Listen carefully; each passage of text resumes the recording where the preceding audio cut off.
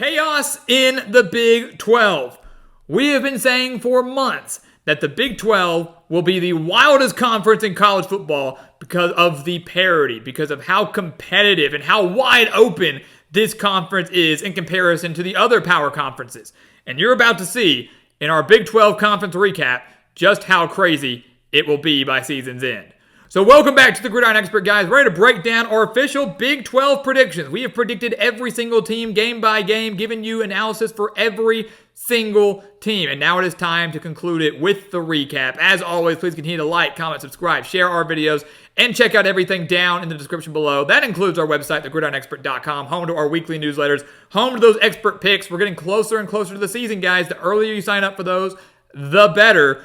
Some of the best spread picks in the entire country for one of the lowest prices in the country and one of the best track records in the country. Go sign up, become a member of our GE Nation, and start winning big with us today.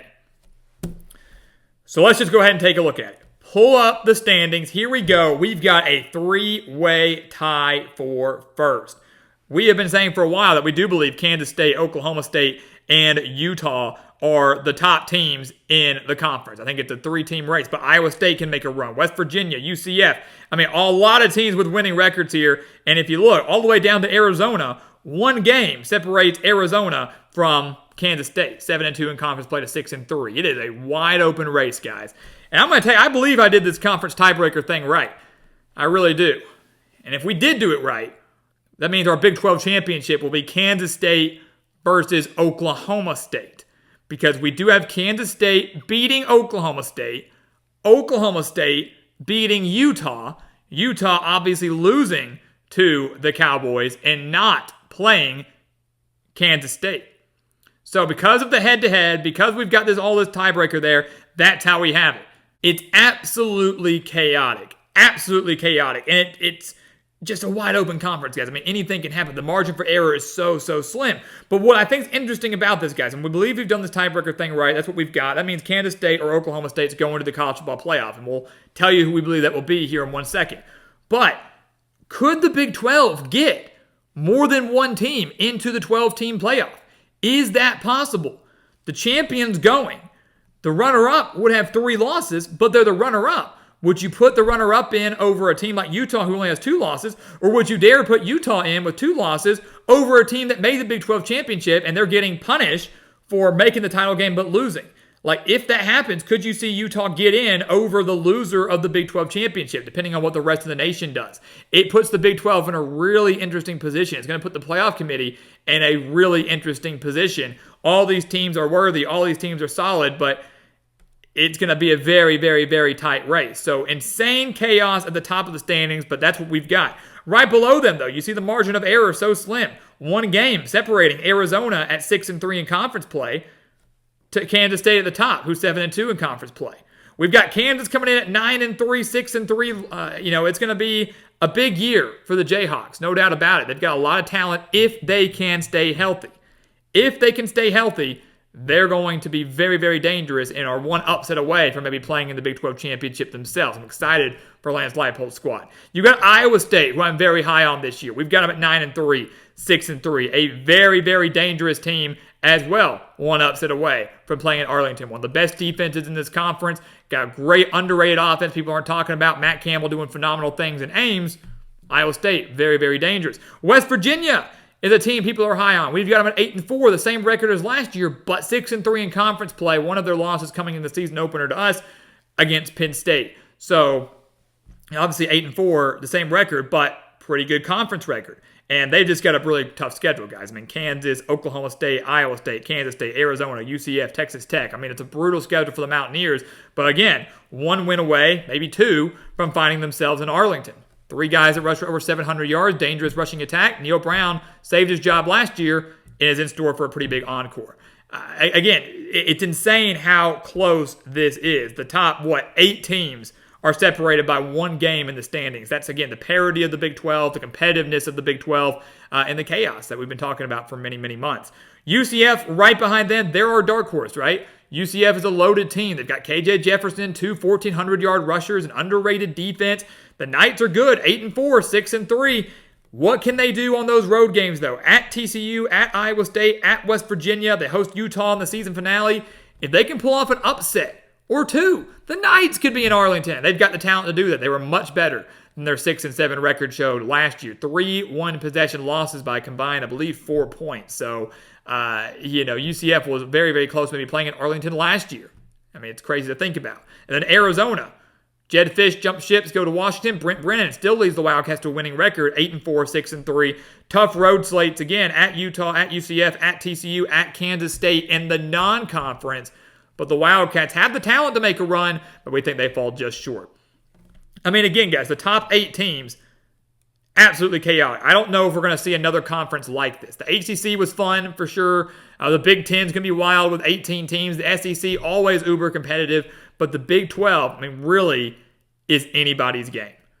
Right below Arizona, you see a bit of a drop-off, but not much. We still have 4 teams below them that we have making the postseason. TCU bounces back from a 5-7 season, goes 7-5, 5-4 in conference play. Biggest thing for them is obviously improving their defense a little bit. I believe they can do that with 9 starters back on that side of the ball. Texas Tech, delayed gratification. That's the theme, right? Texas Tech was supposed to be good last year, kind of fell flat on their face with that 1-3 start. This year, we think the Red Raiders could start 5-0, get off to a very strong start. Once again, meaning if they're 1 or 2 upsets away from being in the mix for that Big 12 title. But Joey McGuire has back-to-back winning seasons, back-to-back bowl wins, and if they can stay healthy, I think the biggest team, everybody needs to stay healthy, but Texas Tech and Kansas, I think, have suffered the most the last few years when it comes to teams' health.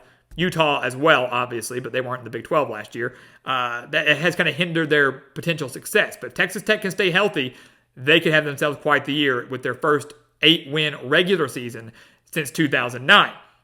Baylor and Cincinnati both went 3-9 last year. We think they improve enough to go bowling, both reaching 6-6. Baylor 4-5 in conference play. Cincinnati 3-6 in conference play. We think the Bearcats get off to a hotter start than Baylor, starting potentially 4-0 before the schedule gets tough. Baylor has some tough games early on, but finds a way to get through and get to the postseason, even if that isn't decided until the final week or 2 of the season. It's going to be close, but Baylor should get there with a make-or-break year for Dave Aranda. Colorado, yeah, we've got them down to 4-8 again. Everybody's going to hate me for picking the Buffaloes to be so low, but Colorado could easily start 0-3. North Dakota State, Nebraska, Colorado State, their first 3 games of the year, all extremely difficult. Would not be surprised to see Colorado start 0-3 or 1-2. Go find out what we believe them to be. Maybe we have them at one of those. Maybe we have them at 2-1. Maybe we have them at 3-0. Who knows? Go check it out on our official Colorado prediction. But despite adding so many transfers on both sides of the ball, I do not think the Buffaloes have enough to be better up front in the trenches and better at stopping the run. They will be more competitive, they will be better statistically, but not enough to compete and win against the best teams in the conference, such as UCF, Kansas State, Utah, Kansas, and Oklahoma State, all of which the Buffaloes face this year.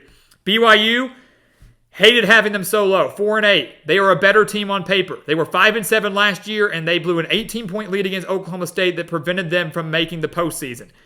They have a better team, I believe, this year than they had last year. But it's not going to show because of how difficult their schedule is. Once again, playing all the top teams in the conference, Kansas State, Oklahoma State, UCF, Utah, some elite teams they've got to face this year, and they don't have enough talent, despite having better talent, not enough talent to beat those top dogs just yet. They still need a lot of work offensively after averaging just 23 points per game. Need a lot of work at stopping the run, where they allowed nearly 180 rushing yards per game. And then finally, Arizona State and Houston, both of which we have going winless in conference play. Some might be surprised to see that, but Arizona State has major questions at quarterback, major questions at the skill positions. Defense still needs a lot of work. They've got a brutal schedule. Even in the non-conference, it's brutal. They've got like Wyoming, Mississippi State, Texas State, all of those losable games, and then a brutal conference slate. Houston, year 1 under Willie Fritz, they've got a brutal non-conference slate. UNLV, Oklahoma, and Rice could start 0-3 there. But obviously, the schedule is going to be very difficult after that. So both those teams did not get any favors from the schedule makers. They don't have any favors from their rosters, but they've got 2 relatively new coaches. Dillingham just in his 2nd year with the Sun Devils. Willie Fritz in his 1st year with the Cougars. Both undergoing major rebuilding projects, but should both be significantly better in 2025. So with all that being said, that's what we've got. That's our Big 12 recap. We believe we did these tiebreakers right. That's how hectic it was, spending hours of research trying to decipher it out. But because of that head-to-head, we've got Kansas State and Oklahoma State playing in the Big 12 championship game. both at 10-2. The winner going to the college football playoff. 12-team format. The winner of this game will make the college football playoff and potentially host a first-round game. Probably not going to be good enough to get one of those first-round byes, but you never know. Never know. Could get a bye week in there, too. But Kansas State, Oklahoma State, we have the Wildcats beating Oklahoma State in the regular season. We have them winning that game in the regular season. Last year, the Wildcats lost in upset fashion in Stillwater. We think they get the revenge this year in Manhattan. So the rubber match now, and the game that matters more than last year's game, the game that matters more than this year's game in the regular season, who gets the win? Who goes to the playoff? The Kansas State Wildcats. We are picking the Kansas State Wildcats to make the college football playoff. Can you believe that? Beauty of the 12-team format, baby. This team is dangerous. I love their offense. I love Avery Johnson. I love DJ Giddens. I love Chris Kleiman and what he has done with this program in Manhattan. They have one of the best defenses in the Big 12. They always do under Kleiman. It will be the same case again this year. They bottle up Ollie Gordon in Arlington, force Oklahoma State to win the game through the air. The Cowboys cannot do it. Oklahoma State falls short in the Big 12 title game for the second year in a row. Mike Gundy still can't get his team over the hump. Kansas State wins this game, makes the playoff, and who knows what can happen after that. So guys, there you have it, our official Big 12 conference recap. This is what we believe the standings will look like. Insane conference. The most difficult conference for us to predict this season. The most difficult conference for a team, probably maybe a team to play in this season. Not necessarily from a talent standpoint. We know that SEC and Big Ten are great. But from a parity standpoint, this is going to be so much fun to watch. So chaotic. And we truly can't wait to see how it all plays out by season's end. So guys, as always, thank you so much for watching us here at the Gridiron Expert on YouTube. Make sure to continue to like, comment, subscribe, share our videos, and check out everything down in the description below. That includes our website, thegridironexpert.com, home of those expert picks, home to our exclusive weekly newsletters. You do not want to miss out on that exclusive content, guys. Go check it out. The link's down below where you can become a member of our GE Nation. And once again, as always, thank you so much for watching, and we'll see you next time right here on the Gridiron Expert.